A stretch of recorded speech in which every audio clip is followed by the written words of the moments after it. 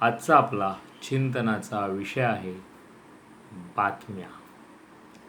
Yes, मग त्या बातम्या न्यूजपेपरमधल्या असोत की टी व्हीवरच्या. तुम्ही बातम्या कधी, किती वेळ, केव्हा पाहता यावर चिंतन करायचं आहे.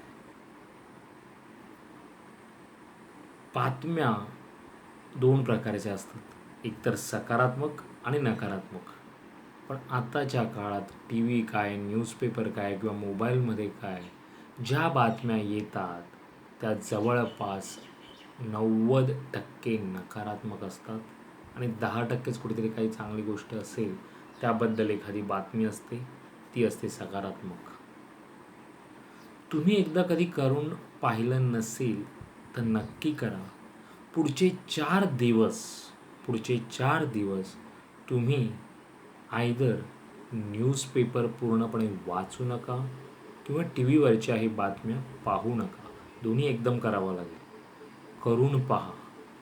आणि जर थोडं तरी काही पाहिलं तर सकारात्मक पहा. पण माझ्यामध्ये तुम्ही टी व्ही लावणार किंवा पेपरच हाताने चाळाल तेव्हा तुमच्या डोळ्यासमोर एक तरी बातमी किंवा त्याच्यापेक्षा जास्तच नकारात्मक येणार. त्यामुळे असं ठरवा की पुढचे 4 दिवस आपल्याला पेपर वाचायचा नाही आहे आणि टी व्हीही बातम्यांसाठी पाहायचा नाही.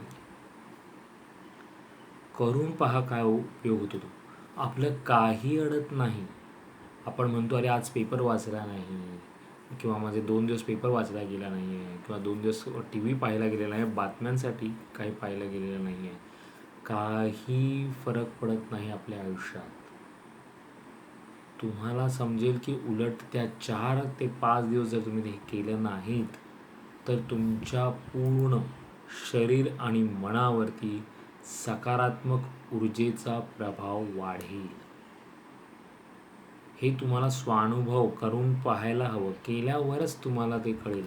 मी नुसतं सांगून त्याचा उपयोग नाही आहे, कारण का सांगणार तुम्ही ऐकणार, त्यापेक्षा तुम्ही स्वतः लवकरात लवकर हे करून पहा. पुढचे 4 दिवस फक्त तुम्ही पेपर आणि टी व्हीवरच्या बातम्या पाहू नका, वाचू नका किंवा ऐकू नका. कुठेही मोबाईलमध्ये आली एखादी न्यूज तर ती तुम्ही टाळा. पहा काय फरक पडतो ते. फरक हा पडणारच आहे आणि पडला. तुम्ही जर हे करून पाहिलं तर नक्की मला, मी कधी असं सांगत नाही पण व्हिडिओच्या डिस्क्रिप्शनमध्ये नक्की याचा अनुभव तुम्ही शेअर करू शकता. कारण का काय होतं, जेव्हा आपण एखाद्या, आणि आपल्याला खूप सवय असते की एकदा आपण सकाळी किंवा रात्री झोपण्याच्या आधी पेपर वाचतो, त्यातल्या बातम्या वाचतो किंवा टी व्ही पाहतो, टी व्हीवरच्या न्यूज पाहतो. त्यामुळे आता तर मी जे सांगतोय की हे 4 दिवस तुम्हाला काही करायचंच नाही आहे. आणि जरी नंतर तुम्हाला कधी काही करायचं झालंच तर ते थोडं दुपारच्या वेळेत करा किंवा एक थोडंसं सकाळी उठल्या उठल्या हे करू नका. त्यापेक्षा चांगलं भजन कीर्तन ऐका. त्याच्यावर आपण एकदा ह्या विषयावर पण चिंतन करणार आहोत. तर ते करा आणि सकाळ किंवा रात्री झोपण्याच्या आधीही हे वाचू नका. कारण का रात्री झोपताना पण तुम्ही जे कराल ते तुम्ही तुमच्या मनामध्ये, अंतर्मनात ते पुरवलं जाईल. त्या अंतर्मनाला तुम्ही पुरवाल आणि तसंच काय होईल त्याच्यामध्ये, ते झोपेमध्ये ते तुम्हाला त्या गोष्टी अजून इम्प्लिमेंट व्हायला पुढच्या आयुष्यामध्ये कधीही ते काही गोष्टी आकर्षित होऊ शकतात.